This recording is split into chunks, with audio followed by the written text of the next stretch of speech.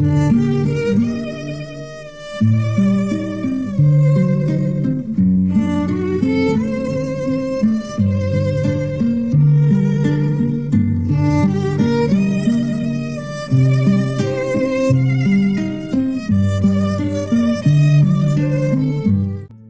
5, The Confederates Who Wouldn't Go Quietly.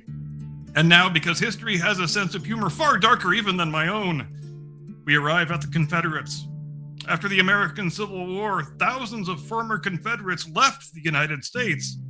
Rather than living under Reconstruction, many of them settled in Brazil, particularly in Sao Paulo state. There is still a town called Americana, founded by these very same emigres. Their descendants, sometimes called Confederados even today, still hold cultural festivals. They still trace their lineage back to the American South. In fact, if you want to go to a place where the descendants of Confederate soldiers still proudly wave the stars in bars and unashamedly celebrate the history and culture of the antebellum American South, but you won't find it anywhere in the former Confederacy, but you will find it if you go to Brazil. And if that's not the single most ironic thing in this whole monologue, I don't know what the hell is. Now, just try to imagine explaining that to a descendant of a Confederate colonel, a guy who's now 6 generations deep in Brazil speaking Portuguese, farming his soybeans, that he is not white because he is Latino.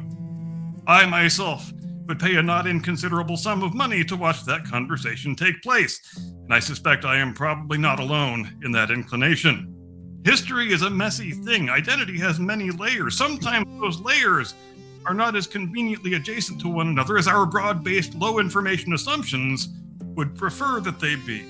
And the Americas were not settled by a monochrome committee. From Spanish aristocrats in Lima to Basque ranchers in Uruguay, from Italian dockworkers in Buenos Aires to German settlers in Chile and Brazil, the Western Hemisphere is a kaleidoscope of European diasporas layered atop indigenous civilizations and African legacies. The result is not a single shade.